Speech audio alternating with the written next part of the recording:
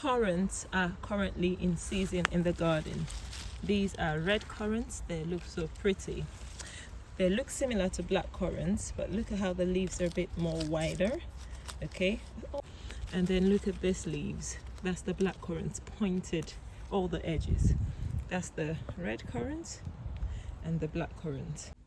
Hello and welcome. Thank you so much for clicking in. If this is your first time seeing me, my name is Mecca. I live in the south of England. I grow most of my vegetables and fruits, and I wanted to talk to you today about black currants. Now, black currants are superfoods, right? Generally, we know berries and currants are really superfoods, and we know more about things like blueberries. And I think one of the reasons, this is me, don't get me wrong, is because in the United States, black currants were banned because they carried a fungus years and years ago, I think for about 100 years. As a result of that, it's not popular there. And so they're the ones that actually lead us in all the superfood and information. And so if they haven't brought it up, it's like a lot of our African superfoods, for instance, baobab. Not many people have known about it, but they're really superfoods. Anyway, that's baobab, by the way. So black currants, when I was trying to research what I needed to grow, okay, for, immunity and to help my food, productivity, I thought about what berries I could grow in my small space, and black currants were like the best in regards to the nutrient composition. So did you know that black currants have almost 30 times more vitamin C than blueberries? Yes. And also they have even 8 times more anthocyanins than blueberries. They are so dark. Can you see what they look like? They're so dark in color.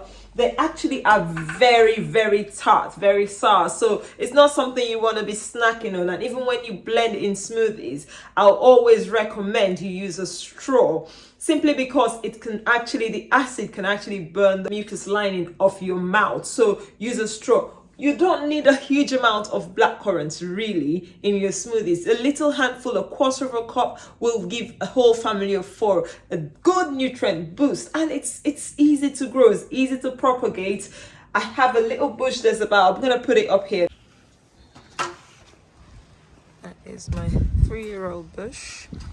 I have picked a few times and still black currants here. And then these are cottons. These are 1-year-old cottons. They've got 2 branches, same as that one. That's 1 cotton.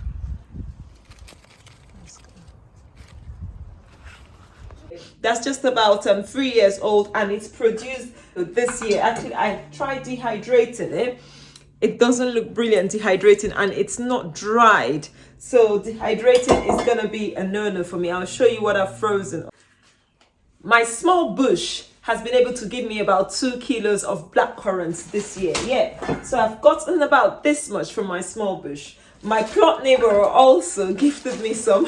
I think I put a little shots on the excitement. I was so excited from the gift. Now, the reason I try to freeze things in trays is because if you see now, I have clumps here, and it'll be difficult to separate it when I need it. So I always recommend give it a wash. Just pop it onto a tray like so and put it in the freezer. And once it's frozen, then you can just get your Ziploc bag, label it obviously for the year, and store it. If you can grow any berries, blueberries are fussy. I have 2 blueberry bushes. I've never harvested anything from them. They are quite young, but they're just fussy. They want acidic soil.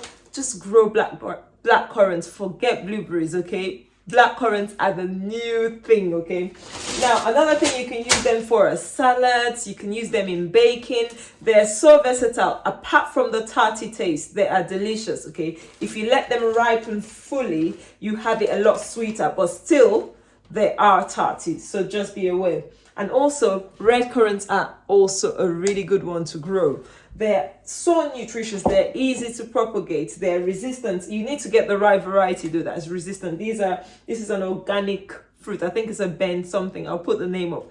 I got it from an organic farm, a little bare root, and I've been able to take like 10 cuttings. I've given some out in the 3 years I've had it. So they're so easy to grow, and I'll recommend you grow them instead of blueberries if you struggle with growing blueberries. And I think the reason I really went for blackcurrants was because I was sensitive to blueberries, the histamine in blueberries, but obviously blackcurrants are so high in vitamin C that they counter any histamine effect, which is so brilliant, you see.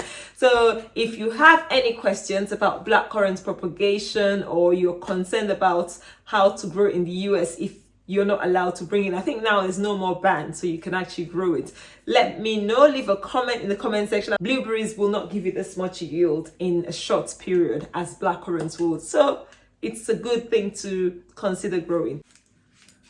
One more thing I should have mentioned was that blackcurrants ideally shouldn't be used for jams. The reason is when you cook this currant, you're destroying the anthocyanins and the vitamin C content by as much as 85%. This is trials, they've done studies to show this. So generally with vitamin C rich fruits, cooking them at high temperatures for a long time degrades the vitamin C content. And so that's why eating them raw is best, okay? So because of the tartiness, I would recommend you put them in smoothies, small amount, add them to your smoothies for that boost of anthocyanins and vitamin C. Guys, 38 times more vitamin C than blueberries, than oranges, guys. What are you don't need a lot of it, you just need a little. So blackcurrants are in season in the UK, and not blackcurrants drink. That was what we grew up drinking. That's what we're talking about. The real stuff, okay? Blackcurrants. Speak to you in another video. Bye.